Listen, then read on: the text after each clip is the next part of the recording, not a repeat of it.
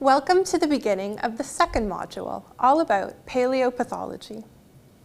Paleopathology is a favorite topic of osteoarchaeology students and professors alike. In fact, I teach an entire course just on this topic. So in this module, we clearly cannot cover all of the topics within paleopathology. Rather, we have chosen 3 interesting case studies about trauma, infection, and a vitamin deficiency, and shortly we'll provide you with an introduction to bone biology that focuses on the way the skeleton can respond to injury and disease.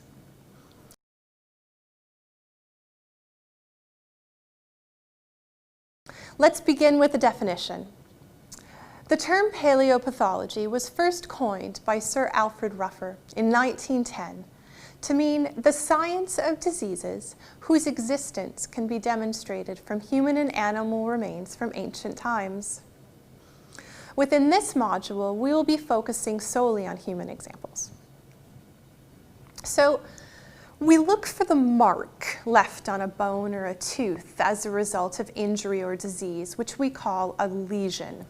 For example, on this left femur, your upper leg bone, you can see a rather large lesion here, just below midshaft.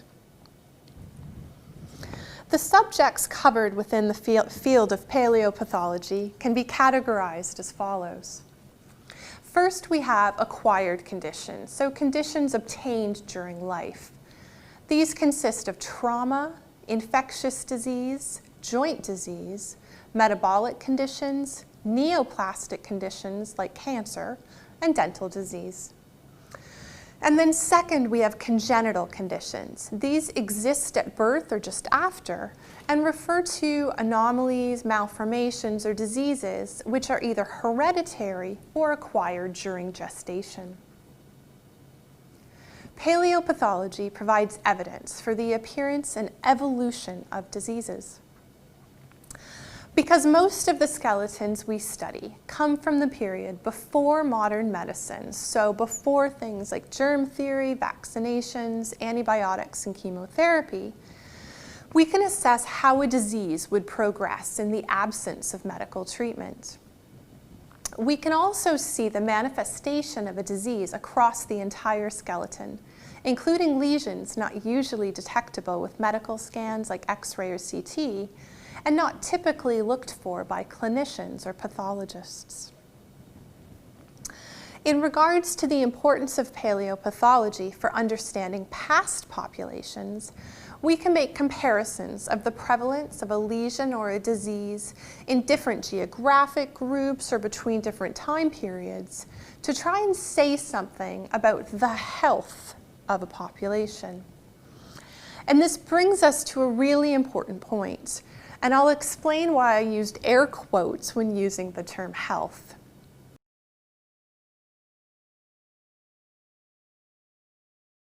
How do we define health? Even practitioners working with living people with the whole body have struggled to come up with a wholly satisfactory definition for health. There is an online forum discussion about this if you want to know more. So it is perhaps easier to define the opposite of health, that is, illness, injury, or abnormal condition. And quite simply, an abnormal condition impairs bodily functions in some way.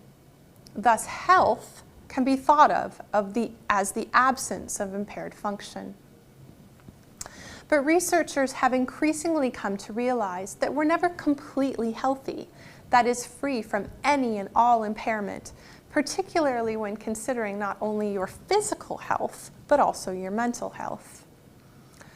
And it's for this reason largely that it's useful to think of health and disease as occurring on a continuum of more or less, not either or, and that the state of one bodily system may differ from the state of another within the same person.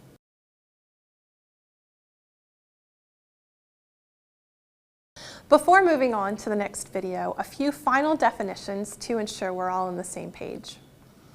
You'll often hear us talk about morbidity and mortality. Mortality, you probably know, means death. Morbidity, however, is different. And it means sickness, ill health, the disease state. It's the condition before death that you may survive. Finally, osteoarchaeologists work with prevalence data.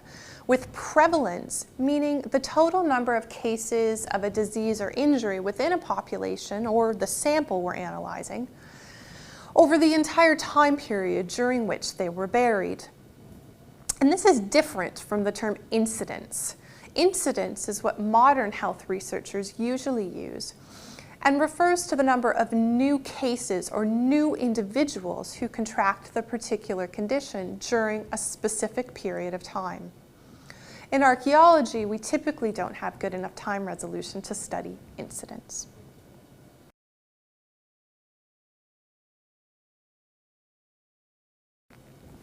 Okay, we've quickly introduced you to the field of paleopathology and familiarized you with some of the terms needed before diving into the upcoming video, which explains how our bones respond to injury and disease. Stick with us, learn how the appearance and distribution of pathological lesions can be an incredible source of information about the ways of life, and in this case, sometimes the ways of death of past peoples. For instance, do you know what disease caused the bowing deformity seen on this tibia? This is one of the bones from your lower leg. Well, stick with us, and by the time this module is over, you will know the cause of this deformity.